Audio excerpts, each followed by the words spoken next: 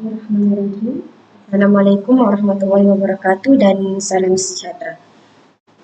Google Site yang akan saya bentangkan ialah berkenaan dengan jati diri, patriotisme dan kewarganegaraan.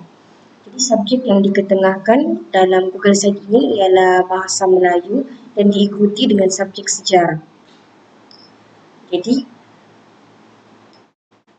tajuk Google Site saya adalah berkenaan dengan subjek bahasa Melayu tahun 5 unit 14 iaitu Sayangi Malaysia. Berikut merupakan poster promosi untuk Google Site saya. Jadi terdapat pernyataan masalah, objektif, proses kerja dan aplikasi yang saya gunakan untuk penghasilan Google Site ini, iaitu YouTube, Canva dan Quizzes.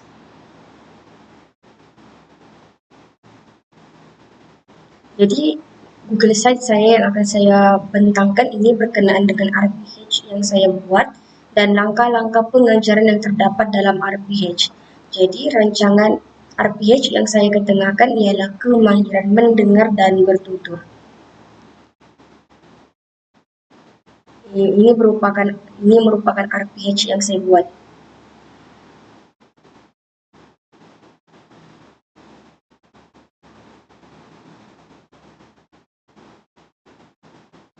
Seterusnya kita akan beralih kepada perkara yang terdapat dalam rancangan pengajaran harian, yaitu langkah pengajaran.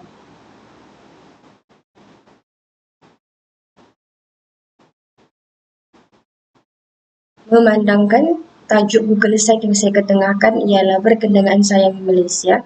Jadi ini merupakan lagu yang saya pilih daripada YouTube sendiri untuk lagu iaitu Sayangi Malaysia.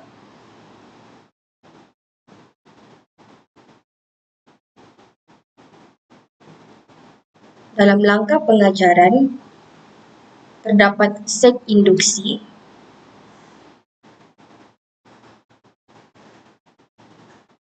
induksi yang akan saya laksanakan ialah menayangkan tayangan video lawatan ke tugu negara di hadapan kelas menggunakan LCD dan mengaitkan semua jawapan murid melalui teka silang kata dengan tema, topik serta isi pembelajaran.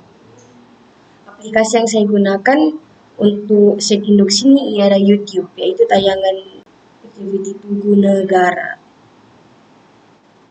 Seterusnya, langkah 1 dalam aktiviti pengajaran yang saya laksanakan ialah murid akan mendengar video yang dipasang oleh guru berkenaan lawatan ke tempat bersejarah dan murid akan mencatat isi penting daripada video tersebut pada peta bulatan dan memuat naik ke Padlet yang disediakan. Ini merupakan contoh tempat bersejarah dan peta bumi yang akan dibuat oleh murid-murid. Jadi ini merupakan Padlet untuk murid-murid menghantar hasil kerja mereka dan ini merupakan aplikasi YouTube yang ditayangkan di hadapan kelas.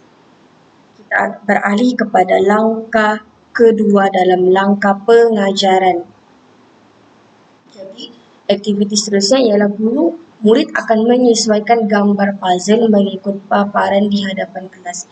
Jadi aktiviti ini akan dilaksanakan secara berkumpulan. Jadi gambar yang akan ditayangkan di hadapan kelas ini merupakan gambar yang akan ditayangkan di hadapan kelas dan ini merupakan contoh puzzle yang telah siap yang dibuat oleh murid. Seterusnya kita beralih ke langkah ketiga. Langkah ketiga yang akan dilakukan oleh murid ialah aktiviti pengukuhan di mana murid akan menjawab soalan kuisis yang dipaparkan oleh guru di hadapan kelas. Setiap murid akan diberi kad imbasan QR. Ini merupakan contoh kad imbasan QR yang akan diberikan kepada setiap murid. Jadi guru akan mengimbas kad QR tersebut mengikut jawapan mereka lah. Contoh kalau jawapannya B, murid akan bentuk QR tersebut B, A dan bentuk QR tersebut akan diimbas dengan A dan seterusnya. Jadi ini merupakan soalan-soalan kuisis yang akan diberikan kepada murid. Seterusnya,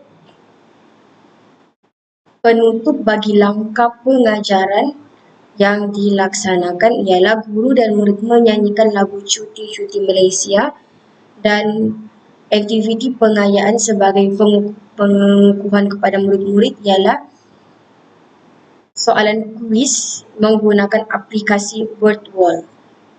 Ini merupakan penutup bagi murid dalam rancangan RPH ini.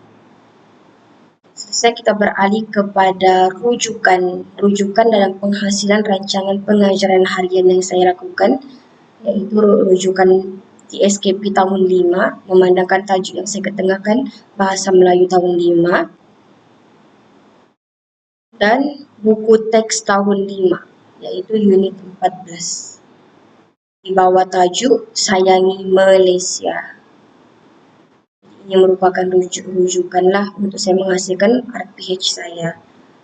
Jadi Google Site ini berakhir dengan maklum balas pelawat. Jadi maklum balas pelawat ni bolehlah diisi untuk siapa-siapa yang melawat Google Site saya dan mengisi Google Form yang saya telah sediakan. Itu saja daripada saya. Sekian, terima kasih.